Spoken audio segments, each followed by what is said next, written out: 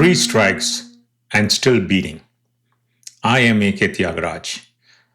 The last thing I remember was saying, roll tide, roll. And then, nothing.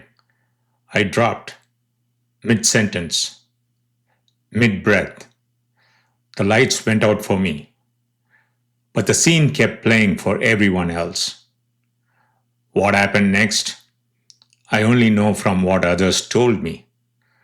Mostly from my wife, some from a Toastmasters friend, and bits and pieces from others. This is their story.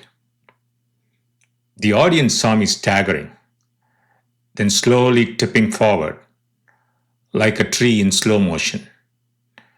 When I hit the ground, there was a split seconds of stunned silence. At first, some thought I was being theatrical, adding a little performance art to my speech. Maybe a metaphor for defeat. But then, the silence stretched too long. I wasn't moving, and that's when the panic set in. My wife, after the initial shock, screamed and rushed to the front. My husband's a heart patient. Someone help. Only then did the gravity sink in. After a brief paralysis, the room exploded into action. My wife reached me first. She cradled my head in her lap. I had gone cold. My skin had turned blue. Probably someone in the back was thinking, I came here to hear a few good speeches, not watch someone die. Someone ran to call 911. Others searched for an AED. Turns out the venue, a church, didn't have one. I guess they weren't expecting guests to drop like flies.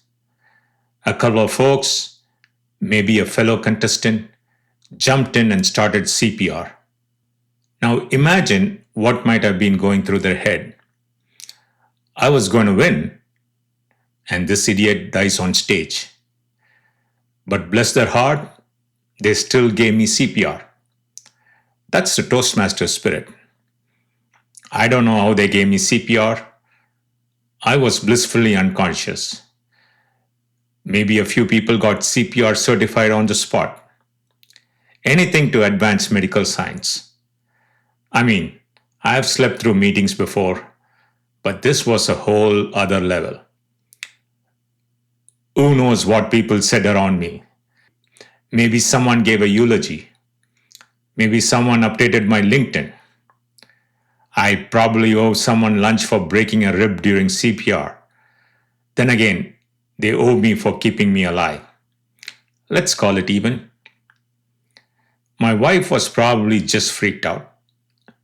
Watching her husband die, blue-lipped, limp, eyes closed. I'm glad she didn't start listing all the times I made her life miserable. She could have let me go, but she remembered her vows, I guess. Good woman, good wife. She said she started praying, bargaining, even threatening me in her head. Don't you dare die on me. We still haven't gone to Italy. When the ambulance finally arrived, it had been more than 30 minutes. There had been another emergency across town, and the first ambulance was tied up. Small town, few ambulances. My Toastmaster friend even called 911 again. But hey, I'm a kind of a local celebrity. Shouldn't I get first priority on the ambulance? When I heard all this later, I wondered how I was still in the game. Blue skin, eyes shut, practically dead. Maybe I was fighting without even knowing it. Not for me, but for my daughters. I am not a fighter. I am the first to run from a fight. But I guess deep down, I didn't want my girls growing up without a father. So, I must have kept fighting. Without intention, without awareness. The EMTs rushed in. They assessed me while my wife stood there gripping my hand. watching every second stretch like a year. They told her he doesn't have a pulse. So they decided to shock me to get my heart rhythm back. They got the gear out, pulled open my shirt, placed the pads on my chest. Scissors came out, shirt gone, pants gone. I was left in my underwear. Dignity, it turns out, is optional when you're unconscious. Not my best look, but I didn't get a vote. My wife said she wanted to cover me, to keep me warm, or maybe just to pretend everything was still okay. But there wasn't time. They were trying to save me. They said it looked straight out of a movie. Bright lights, urgent hands, beeping monitors. And there we were, center stage. First shot. Nothing. Not enough to tame my heart. They waited. Another shock. And again. And again.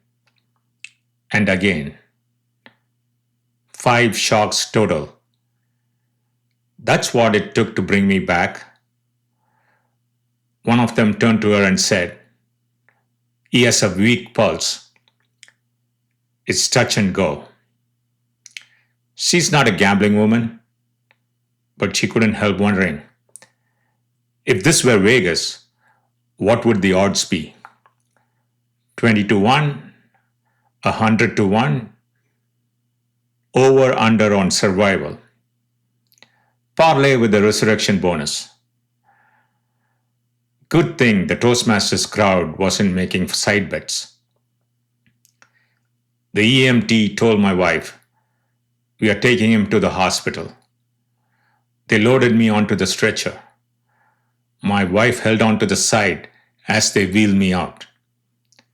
I assumed they hooked me up to an IV and a bunch of other stuff. As before, my wife drove behind the ambulance, white-knuckled. This was becoming our new routine, a twisted version of date night. She was already wondering, what do I tell my daughters? They were at home, alone. It was just after 8 p.m. If this story hits you, share it, rate it, leave a few words.